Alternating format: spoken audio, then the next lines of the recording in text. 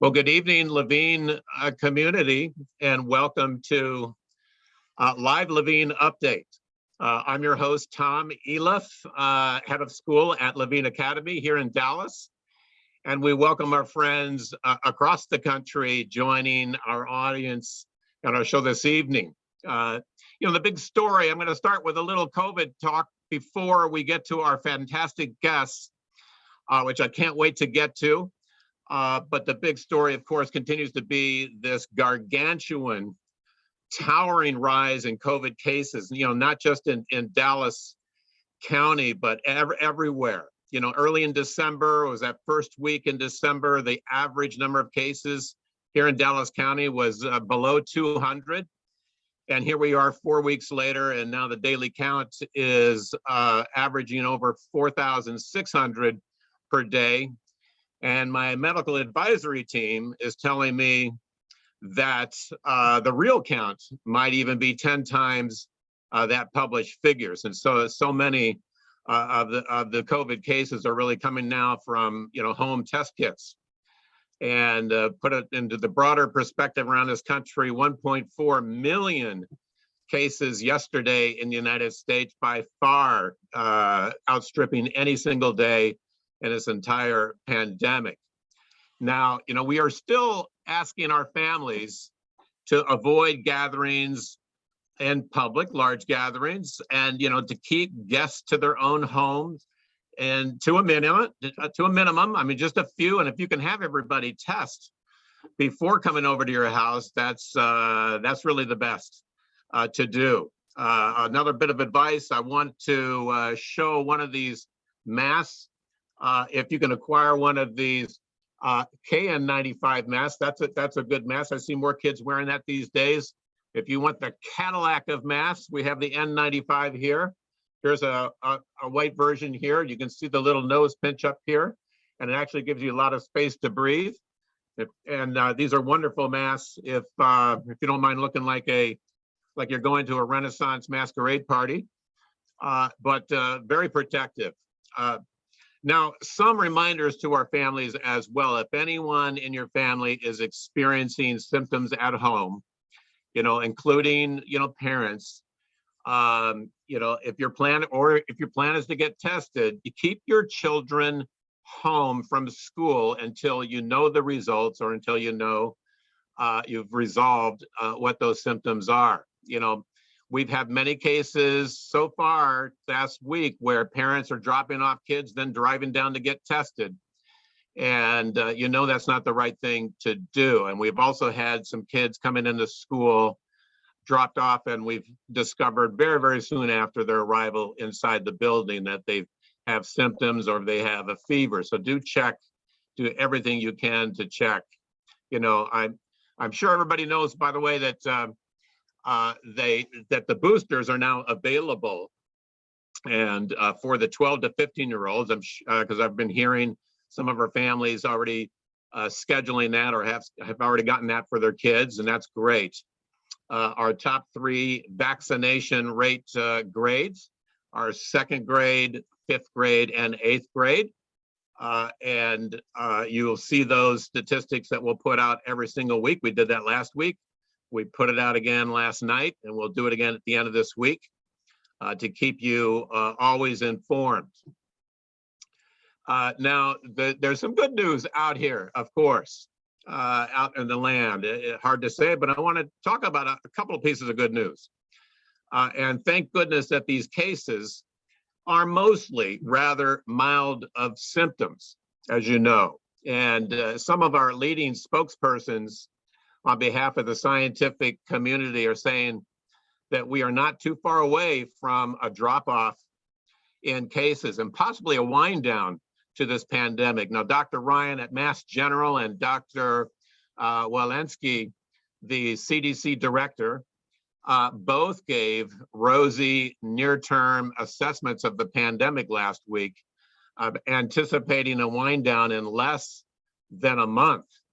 And that doesn't mean down to zero, but it just means a big drop off from this big peak we're in right now. So I hope we can just toughen up and do what we're supposed to do, and let's fight through this phase. And finally, before we introduce our first guest, I want to share some remarkable news, actually, from one of our live Levine Update guests last year. She was Dr. Bottazzi from Houston's Children's Hospital. You might remember when she was on the call with us, she was on the call from Honduras.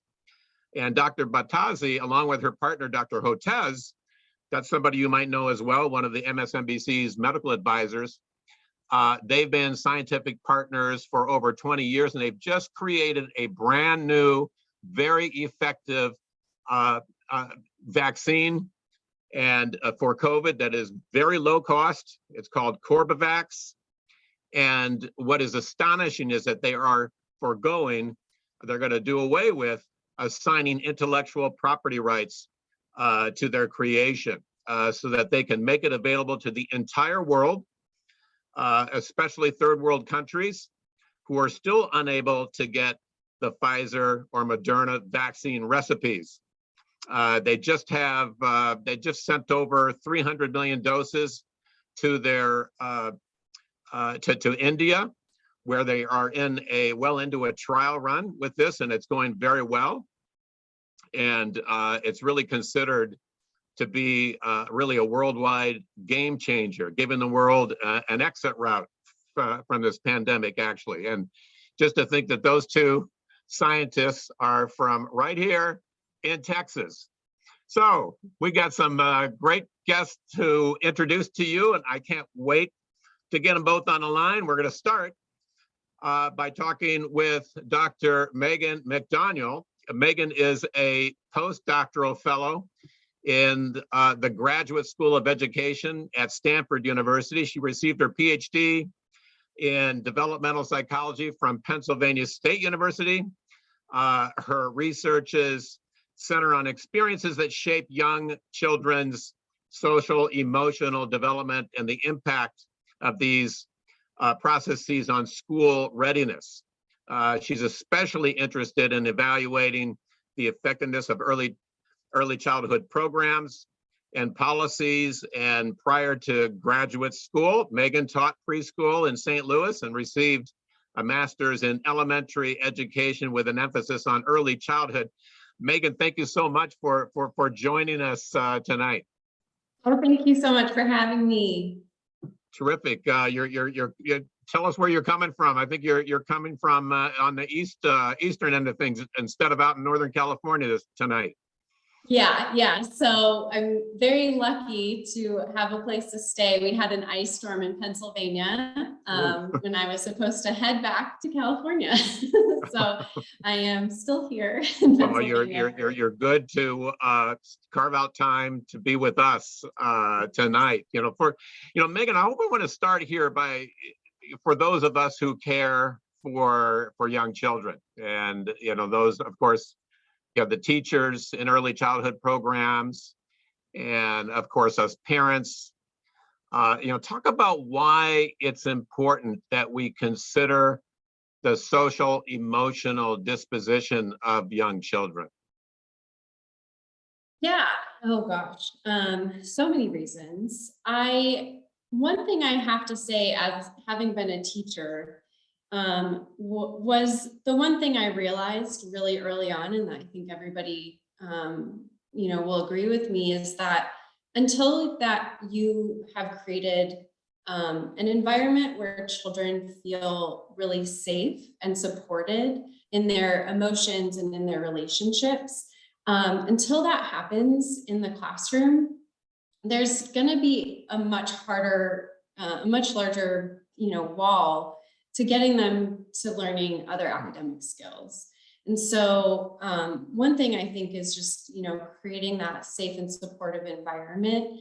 Another thing with social emotional skills is that, through decades of research, we've found that children can learn these skills. And I think many of us can probably attest to growing up, learning what not to do, but not necessarily always being, taught what to do, like what to do with your emotions, what to do when you're mad, what to do when you're sad. I think a lot of times it's been, don't cry, don't hit, Right. Things like that. And so being a lot more proactive and, teaching those skills, teaching them to understand their emotions, teaching them to then, when they can label their emotions, to then say, oh, when I feel this way, I can do this. I can tell my parent, I can tell my teacher. It helps them regulate those emotions much better. And then through that, they can develop much stronger relationships because, not only can they recognize it in themselves, they're also much better able to recognize it in others and, then help develop kind of a supportive, in my experience, a supportive classroom where children kind of, oh yeah, remember that you can do this, remember that you can do that.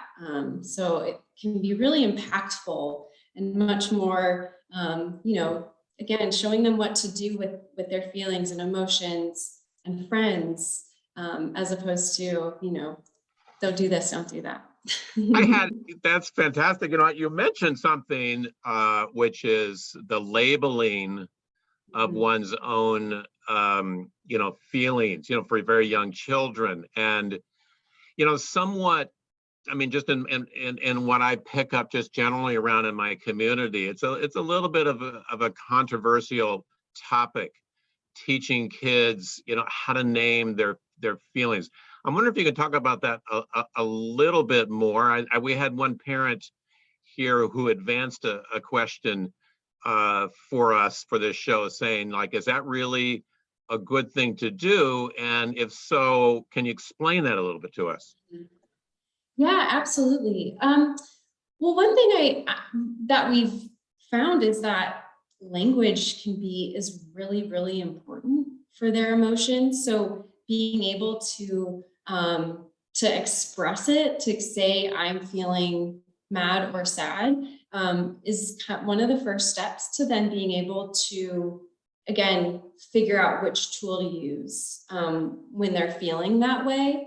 It's kind of like the first stepping stone to that kind of self-regulation, I would say.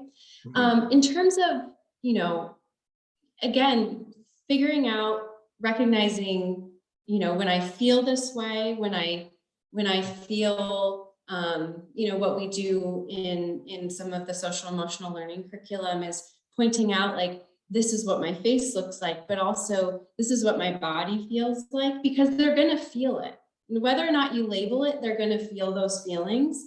But if you're able to show them, like, everybody does, like, I as an adult feel this way sometimes, I feel sad, I feel mad, it helps them kind of connect it to not only themselves, but also it helps connect to others that, oh, my mom feels sad sometimes. And when she feels sad, she doesn't, slam the door, or, or, you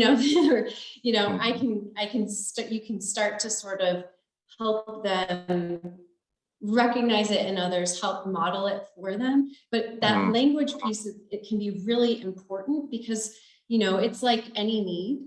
The first thing parents a lot of times teach infants is to ask for milk, to ask for, what they need, ask for more, you give those little signs. And so this is just giving them the language to help them share their need of, I'm feeling sad and I need comfort. I'm feeling mad and I need to take a break.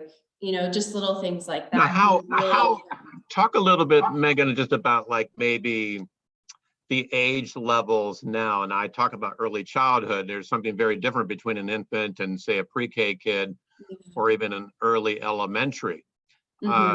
So, is it the case that these that social emotional attention and the consideration that we educators and caretakers must have for the children, is that an important thing for very young ages, like infant, toddlers, 2-year-olds, 3-year-olds?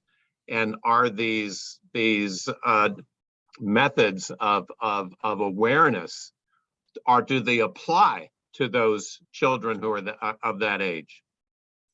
Yeah, I think I primarily work with 3- and 4-year-olds and 5-year-olds. So, there is that language piece. for 2 and 3, you start with the very basic. You start with happy, usually happy, mad, sad.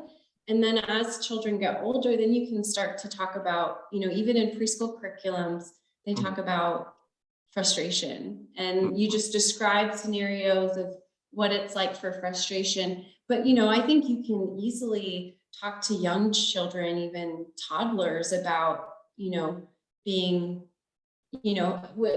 one thing that some of the curricula talk about is instead of saying good feelings and bad feelings, you say feelings I like having in my body, like happy or excited, versus feelings you don't like having in your body, like sad and mad. And you could teach that, a toddler knows what feels uncomfortable, like you can teach them like, ooh, we're not feeling very, good right now. What's going on, and giving them like really basic language to help them express it. Because like I said, then they can, at that age, they really need you to help them through it.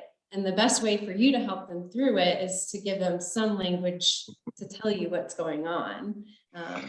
Now tell that you mentioned, I want to pick up on your you cited, frustration in younger children. And yeah. I'm going to use another word that I know you've done some research on, which is really about anxiety. And yeah. And these, I guess the one of the terms is, I'm not so sure I'm getting this right, but the pediatric anxiety disorder, let's say. And how can do we spot where some of these emotions, or where it turns into dysregulation? How can we spot that? And how early can we spot that? I mean, I thought anxiety, isn't that something, I'd always thought that was something for adults or teenagers, or maybe pre-adolescents, but for early childhood kids and the ages of 3, 4, 5, and 6 is, can you speak to that, and whether that's a an important area to be mindful of this? Yeah, I mean, I definitely do. I mean, this truly is what got me into my research interest and interest in social emotional development, because I noticed in my classroom children, now I don't want to label it as anxiety, mostly because I'm not a clinician, but children who were very stressed out and really scared. And they were scared, there was a lot going on, but they responded to it in such different ways. And so, recognizing that, a child who, comes into a classroom and is, scared and hiding behind their mom, that's like a pretty typical response. That's fine. You can definitely, recognize that. And if it continues, for an entire year, then you could say, okay, we need to give them some supports of, coming into the classroom, things like that. But then you also have children who, they're maybe have a little bit, maybe they had a parent leave for a long period of time. And so going to school and having that parent leave might be a really triggering event. And so that child actually might, they're scared, they're stressed, they're in a new environment with someone they don't necessarily trust as the teacher. So trying to build up that relationship, again, helping them recognizing that, your body's feeling something. I see what your face is doing. I see what, I see you're sad. And what can we do? Can we put on some nice calm music? Can we do something, just create an environment where they can feel safe, is what I would say. And in terms of, when you're recognizing kind of, I would say like anxious tendencies of avoidance or withdrawal, recognizing that and trying to connect with that child is one of the best things that you could do.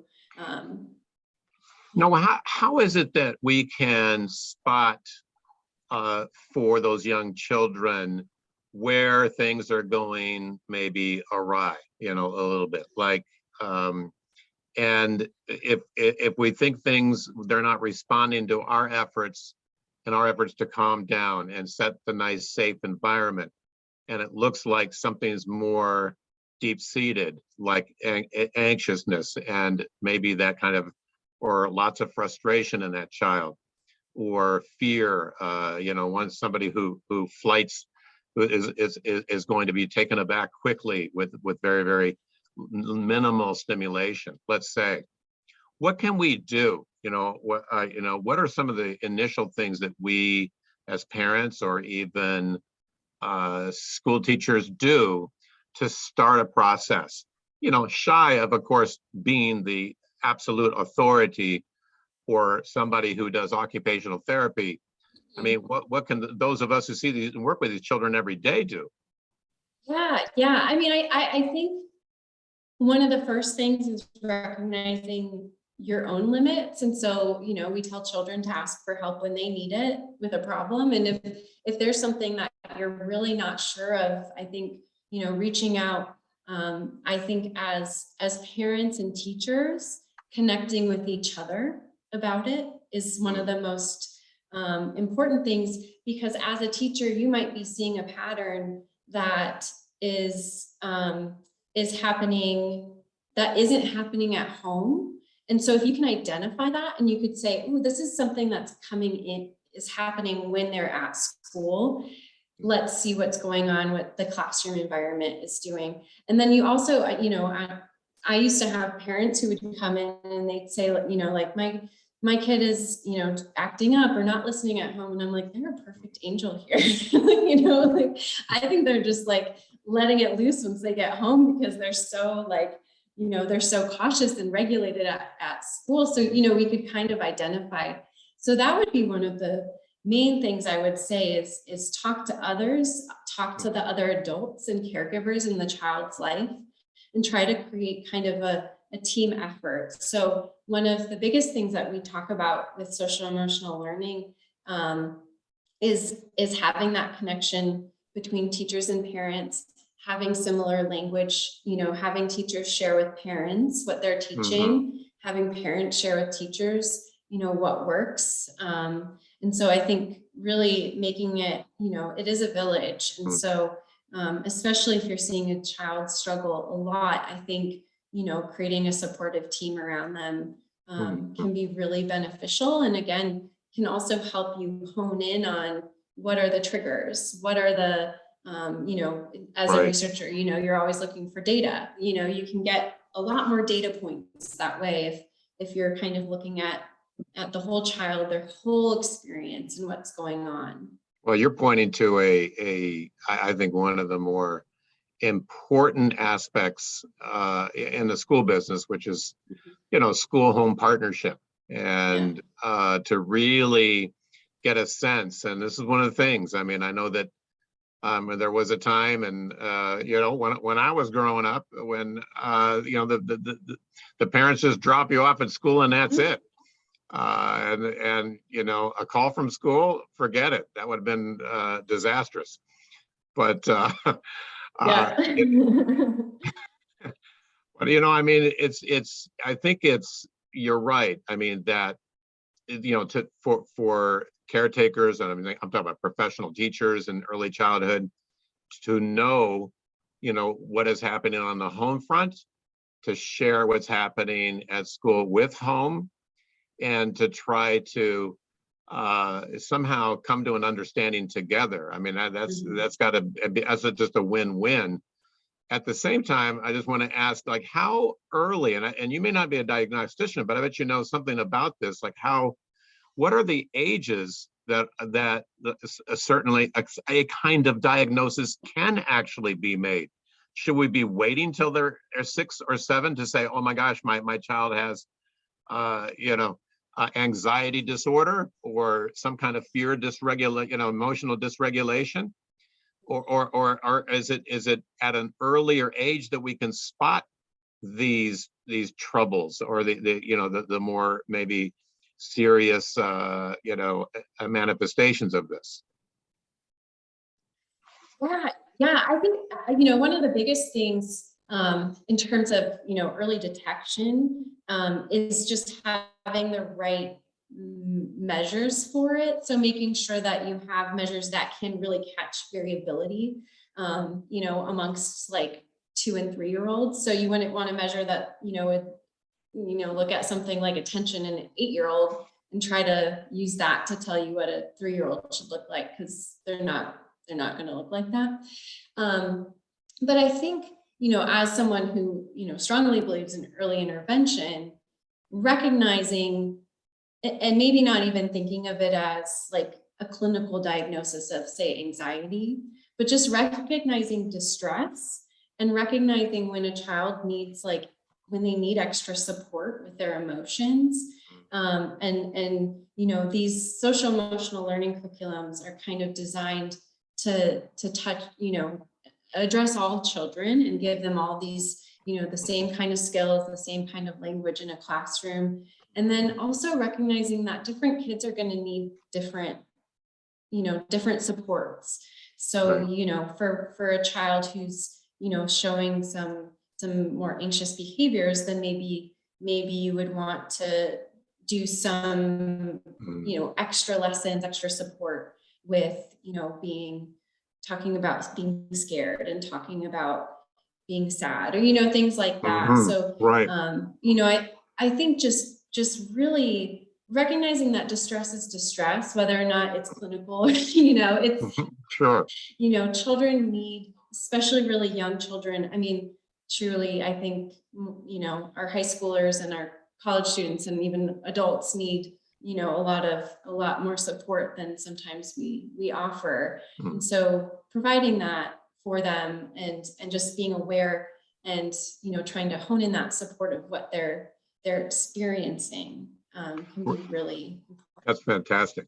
Listen, I want to share, Megan, as we make a transition, and I'm going to bring on Carla in a moment. But I do want to share with our couple things. If you have a question, I'm talking to our parents now out there. You can certainly enter your questions on the Q&A. I do want to respond to a question that did come through, because it was actually more directed at me, but I just want to just answer it quickly, which is that, what are we doing at Levine? And I'm happy to say that, this year, we at Levine have been the recipient of a grant from the Jewish Federation of Greater Dallas this year to actually advance social emotional wellness program for our early childhood division. And the grant allows us to implement our ALERT, maybe you've heard of that program, ALERT program. It's a program created by occupational therapists to educate teachers and to give young children the tools to identify and self-regulate their internal, I think they call them their engine levels. That's what I read in that program. The engine inside of you.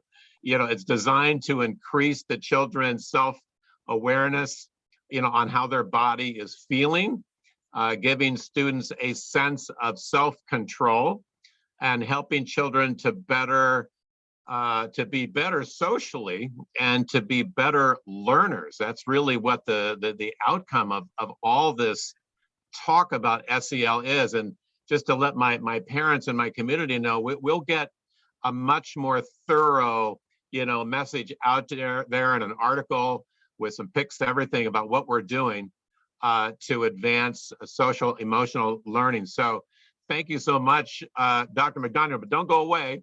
I'm gonna introduce our next guest, and I want to bring you back on, Megan, toward the end. But thank you for now, and we'll get back to you in a moment. I want to introduce our next guest, Carla Horwitz. Dr. Carla Horwitz is a faculty member at both Yale Child Study Center and Psychology Department. Carla was the director of Yale University's Calvin Hill Daycare Center for 40 years before her retirement there a few years back. And the center is a nationally accredited model educational preschool and kindergarten program. Carla studied from the finest early childhood learning centers in England and in Italy, and has long been involved in creating and advancing progressive preschools, and sits on many boards of regional and national institutes and collaboratives devoted to early childhood education. Carla has been a faculty member at Yale for more than 45 years and is also a Silliman College Fellow, that beautiful residential historical college section of Yale. And Carla, I have to say this first up front, that you have something in common with all of us out here in Texas, because Calvin Hill, as you know, is the namesake of your school. But I have to confirm this with my audience here tonight. It's actually named after the famous Calvin Hill of Dallas Cowboys fame. Right. That's right. Whose son, Calvin Hill's son, Grant Hill, of course, had a very successful professional sports career with the Detroit Pistons, et cetera.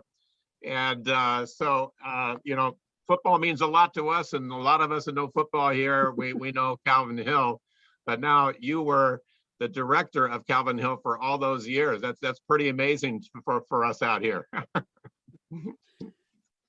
Well, Thanks for thank you for that very stellar introduction. I'm sort of looking over my shoulder to see who it is you're talking about. And Calvin is still very much involved, actually. Oh, really? At the center. Yep. Every once in a while, we have some kind of a party, which it combines with the reunion class that helped to start Calvin Hill, the class of 1971. He was in 69, but he was playing football for Dallas. That's right. When the center was founded, and he he lent his name. And when he comes back, he tells a story about how when he came to the center one day, one of the little kids asked him, how come your dad named you after a daycare center? So what goes around comes around. That's great. Well, look, I mean, he's still with us in Dallas. I think he still works for player development with the Cowboys. Yes, he does. And he does a lot of work for Yale too. That's great. That's great. Well, I mean, I just want to hear from you, of course, from your wonderful career as a preschool director, and now, and this whole environment of, the social emotional learning environment that we want in our schools. When we try to put those together in a school, what is it that you're looking to do? Like the environment, the people, meaning the teachers, what really goes into supplying a school or creating that type of good environment for children? Well, I think one of the first things that I think about is creating really an educational learning community, an environment where the teachers are learners and they're excited and they're open and they're curious. They, of course, need to like children, but to be flexible and excited and knowledgeable and have respect and trust in children and also in other adults, in the parents, and in the peers that they work with, so that it's a setting where relationships are really central, and where there's intellectual challenge, but also support for not only the children, but also the adults. And a long time ago, one of my mentors told me, if you want people to take good care of children, you have to take good care of them as teachers. And that also goes for taking good care of the parents.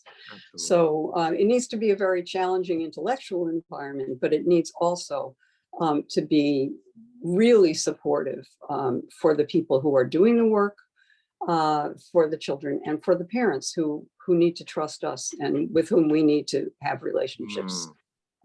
Important relationships as well, because this is a collaboration in child rearing, really. It's a school is not just a school for children. This kind of school is a school for families. Mm-hmm. Wow, that's beautiful hearing that. There's no question that the work we have to do to support teachers, it's almost like never enough. I mean, we have to be there for them.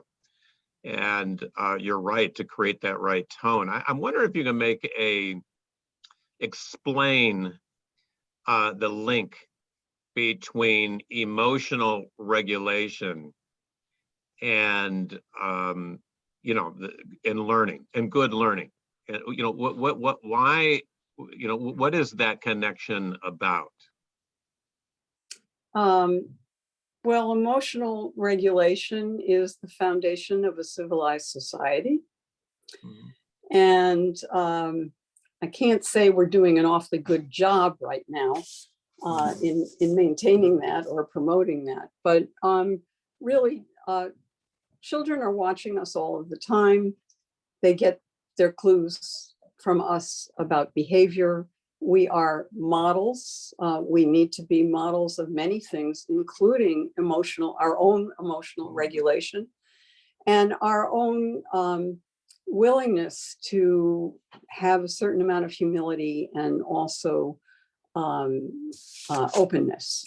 So I think what we realize is that children who are dysregulated, children who have not had the experience of learning self-control right from the beginning, have a very hard time devoting themselves to the intellectual learning that is absolutely necessary for school. So, as parents, we take care of our children's needs right from the beginning. And we're obviously trying to help them regulate their bodies and their emotions. But as the infant grows, it's parents' responsibility really to help them to begin to build self-control and not to give them all the time what it is that they say that they want or that they need, and to begin to build in some resourcefulness, the ability to wait, the ability to soothe oneself, the ability to not need immediate gratification. Mm-hmm. That goes a long way to teaching children how to enlist all of their faculties in learning, so that when they get to school, when they, long before they get to school, but when they get to school, they're available for the learning that can happen there. And so to set up a responsive environment with, many materials and many experiences, children need to be able to take advantage of that. And if they're always worried about not getting there first or not getting enough or people not listening to them or they wanted that, how come that person is getting it? Those children really are not going to be able to devote themselves to the kind of curiosity and passion, in fact, for what we present them with, so that it's the foundation.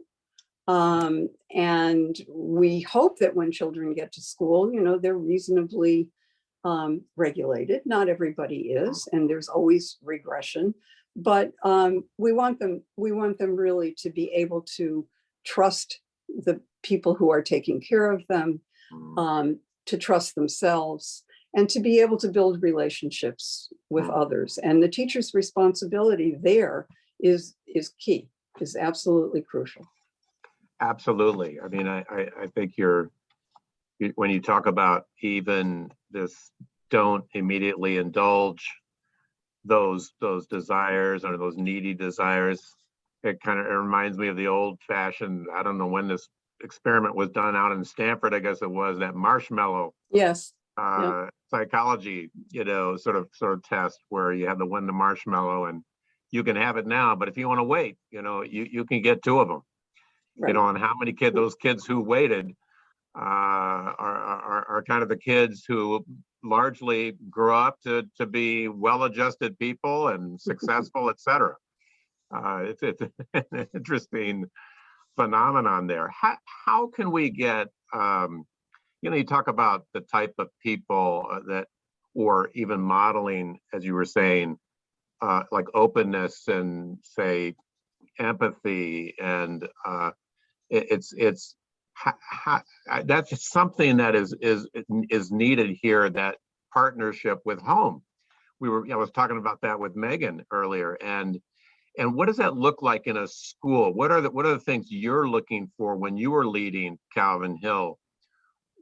How do you really forge and create that type of home and school partnership structure? That kind of partnership structure really starts long before the child's first day of school. We're building relationships with families who come, they choose us, not so much we choose them.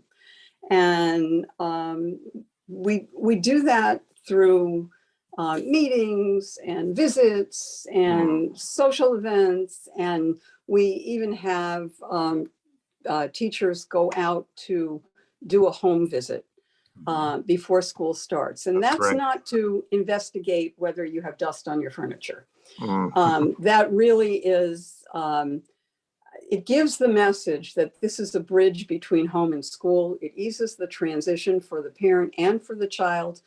I think the child realizes, if my mommy let you in, you must be okay. And then you have a sense of the environment that the child comes from, what's important to the family. And when the child comes to school, you can say to that child, remember when I was at your house? I know you like to play with trains. And so on the first day of school, I've put out the train set because I saw your train set. And I thought you might like to go over and play with that with mommy for a few minutes.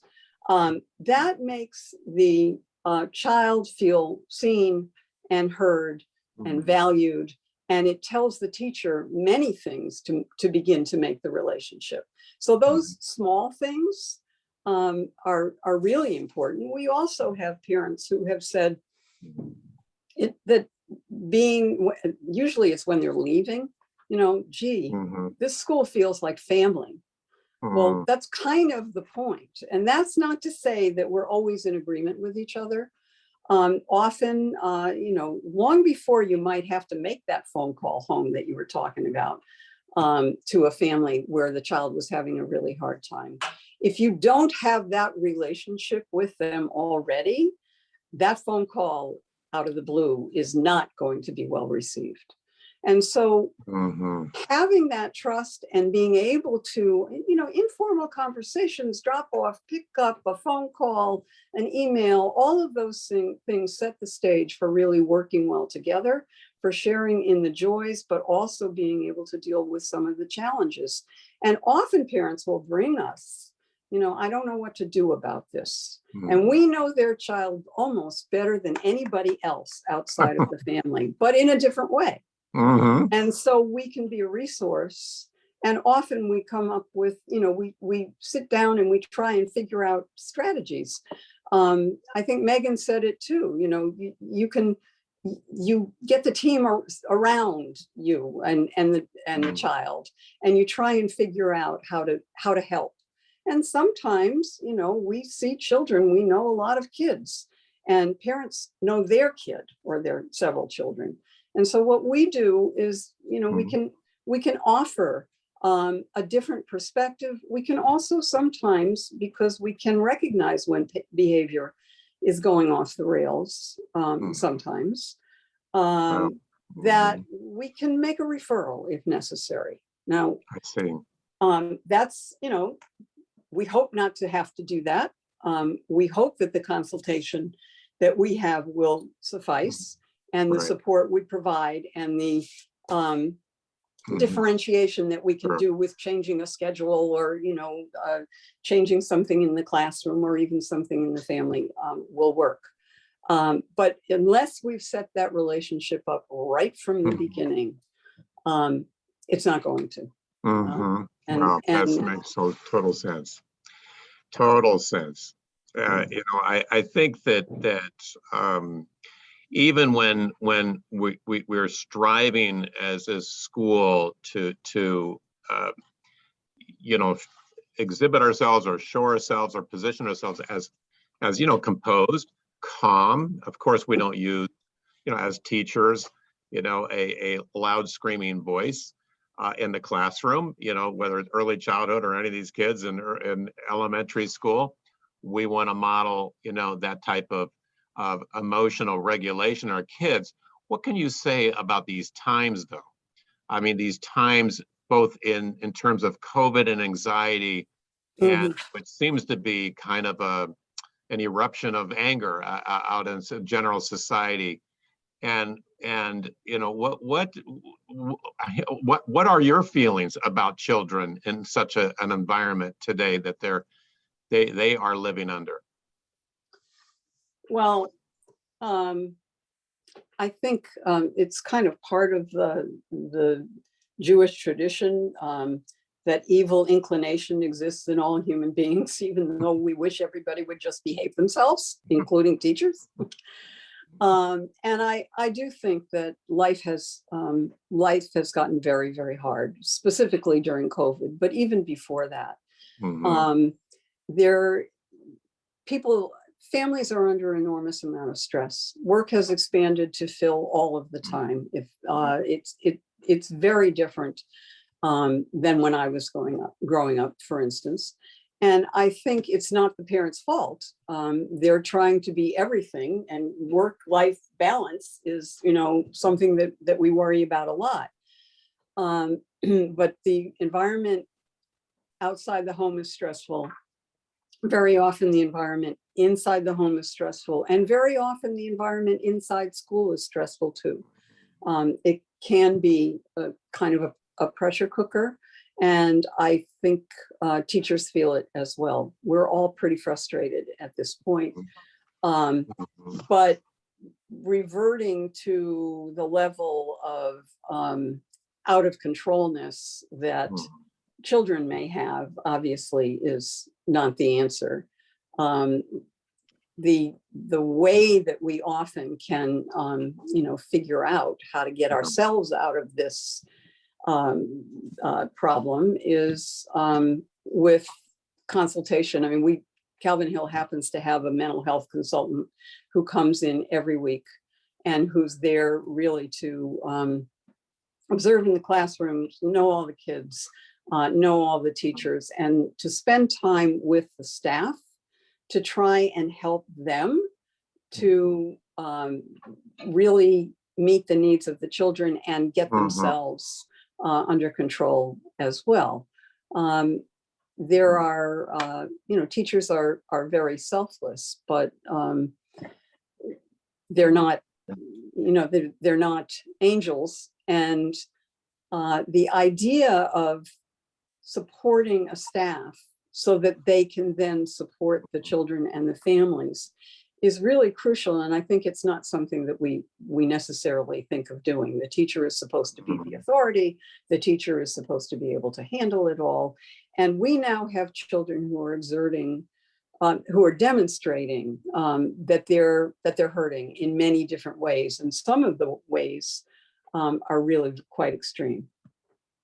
I wonder if you could talk a little bit about play and the importance of play. And I ask that because sometimes when we have to represent who we are at the school, and we're a private school and parents pay tuition, and we educators are somehow used to talking about playful ways of learning.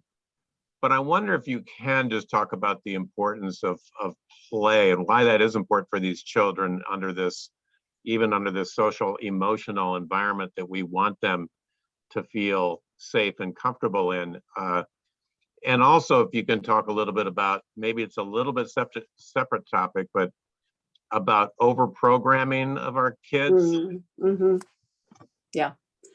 Well, I think researchers know, and it's getting to be common knowledge, but play really is brain building. And the way that children learn about the world and construct their sense of reality is through play. And so when you see a baby You know, you can really call this baby a scientist because the baby could be, you know, the baby has a toy and the baby's kind of looking at this toy and the baby's kind of shaking this toy and the baby's kind of turning the toy around and then the baby's putting the toy in their mouth and then the baby drops the toy and somebody picks it up. And what has happened is that the child is really experimenting. If you know, it may look boring to adults, but it's fascinating to children because everything is new for young children. And so this kind of self-directed play or social play really is laying the foundation for all of the learning that children are going to be doing for the rest of their lives. The babies learn something about, you know, mass. The babies learn something about gravity if they're dropping that toy. And the babies maybe learn something about social relationships because his sister picks that toy up every time and gives it right back to him. And so you can see how you can touch all of the areas of learning if you really are intentional about how to set up an environment, what materials to provide children with, how much time they should have, and not just 15 minutes and then it's time to switch, but to really have children get deeply engaged. They really do have to play, and it has to not be such guided play that it's the teacher's ideas and not the child's ideas. But there's so much value to what the children learn. They develop language, they develop communication, problem solving, taking others' perspectives, negotiation. They also learn about the world by playing about it. And it's an outlet also for complex emotions, trying to work out how you're feeling, maybe changing the scenario a little bit, reenacting pleasurable things, as well as like going to the ice cream, you know, get ice cream, as well as scary things. You will see children playing in ways that you can tell they're trying to manage their anxiety, their frustration, their rage, their anger. They can change the way it comes out. And also, it's not an accident that children play superheroes because they feel very small and very powerless. And they're trying to play, you know, being powerful, being good, and being strong. And so all of these feed into the kind of learning, the intellectual learning, the physical learning, and also the social and emotional learning. Just curious, Carla, did you have at Calvin Hill, you know, on staff, let's say, or maybe accessible to you, like mental health professionals that could, and what, you know, for young children, you know, who were those people? What kind of qualifications would be, you know, serve that kind of role? Well, I think first of all, really, really sensitive teachers who know about development and also about curriculum are your first line of defense. I mean, they're the people who know the child the best. They know how to interpret behavior, not clinically, but they understand behavior. And they can actually scaffold children's learning in ways that enable them to keep going forward. But I think, you know, somebody who's been teaching for 4 or 5 or 6 years has a pretty good handle on what kids are like and on when things are not okay. But we, you know, I think everybody ought to have the opportunity to have a mental health consultant. Now, ours happens to be a child psychiatrist. He's been doing this for 20 years. You know, he also makes himself available to parents if they choose to have a consult with him. But really, the work of teachers is so hard that that's who needs the kind of support and listening to and suggestions. Those are the people who really need that kind of interaction, so that sometimes teachers don't realize the contribution that they make, for good or for ill, to the emotional climate of the classroom. And I have a friend who's, one of my colleagues who's doing a lot of research that I was part of about how teachers contribute to that, when they talk to children in certain ways, or when they always expect one child to do a certain thing, or when they're feeling stressed and anxious and walk in, the kids know. And so, they need the kind of help, I think, to do their job really, really well. And then there are specialists. I mean, we always recommend start with your pediatrician, but not all pediatricians are comfortable in the mental health realm. And so we're lucky in New Haven. We have a lot of people around and at the Child Study Center who can be supportive of families. But, I think one of the things that we don't want to do is decide.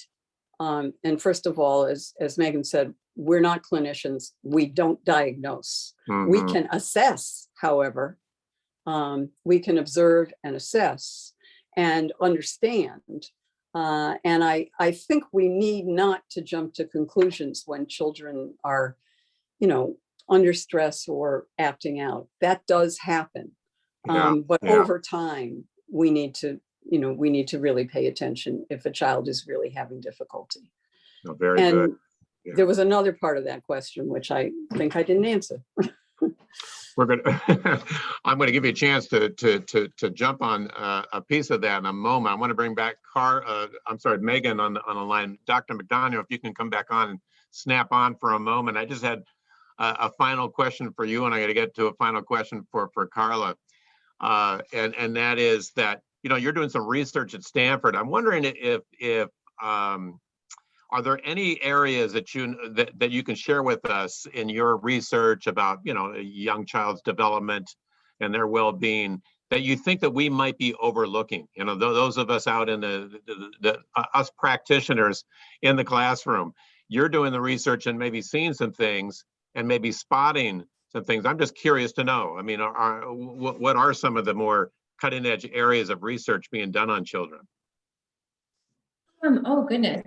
Yeah, I think one of the biggest things that has been standing out to me, we're doing some work on social emotional learning curriculums in the classrooms, and not so much in terms of child development, but what's been fascinating with this is the number and amount of support. I think this just goes back to what Carla was just saying, is the amount of support that teachers need to even be able to start providing this is a lot. I mean, you need to, as she said, you need to, as a teacher, be really regulated yourself, but also, be able to acknowledge, when you're not, when you're having a bad day, things like that. And I think that's really, to me, I think that's one of the most important things is understanding the modeling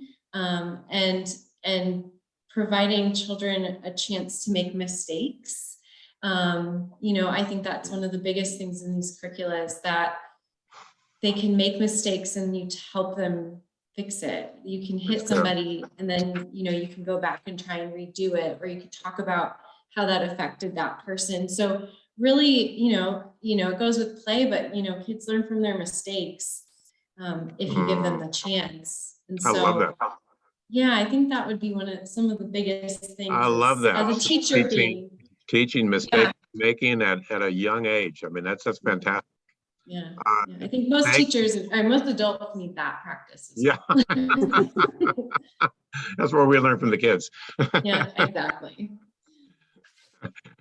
Thank you for that, Megan. I want to ask Carla. Carla, just you know, you've had a certainly, and you're living a wonderful career in this field. But over your experience, you know, as a early childhood director and beyond, and can you reflect on your career and just talk about the changing nature of early childhood development in this branch of the profession? You know, back then versus now. Maybe way we can get a handle on it. Yeah, well, I think we're losing the cohort of my peers to retirement. Those of us who wanted to change the world and wanted to enter the early childhood field to do it. And we were passionate and we were bright, you know, not to toot my own horn, but knowledgeable and really committed individuals. And we're leaving.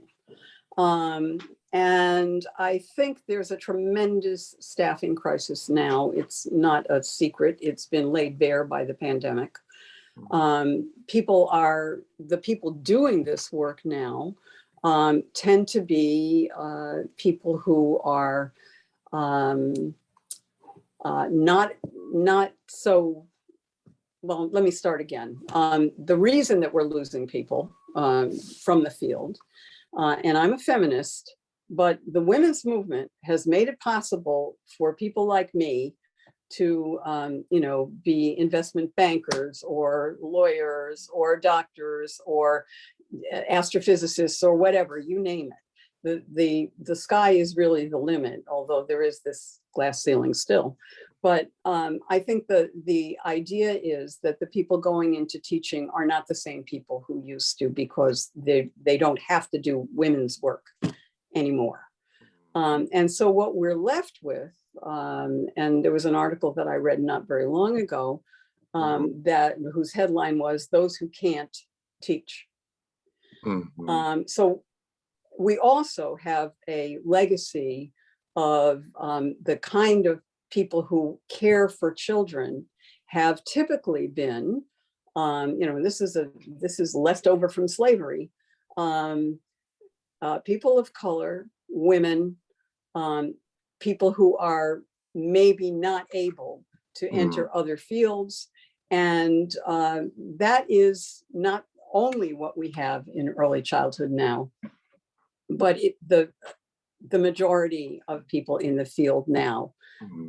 They're caring, they're wonderful, they're smart, they're, you know, they take good care of children, they educate children, but they don't make any money.